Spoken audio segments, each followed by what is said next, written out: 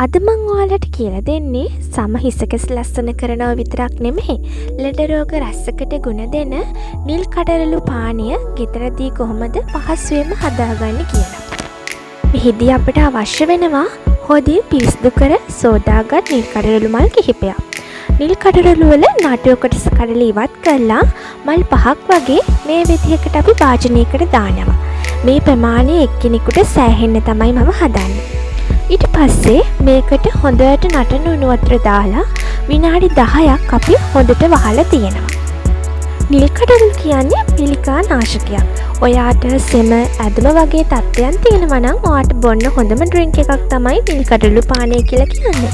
විනාඩි 10කට පස්සේ මෙන්න මේ විදිහට අපේ නිල් කඩරළු පානයේ කලර් එක වෙනස් වෙලා තියෙනවා. ඔයාලට පේනව නේද? ලස්සන නිල් පාට කලර් එකක් තමයි අවිල්ලා තියෙන්නේ. දැන් අපි මේක පෙරා ගන්න ඕන.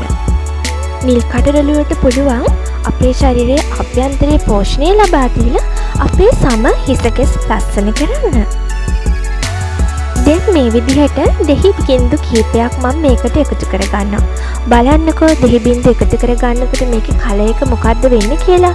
අපේ නිල් පාටට තිබ්බ නිල් කඩරළු පානය නිකන් දම් පාටක් වුණා නේද? ඒ අපි දෙහි එකතු කරපු නිසා.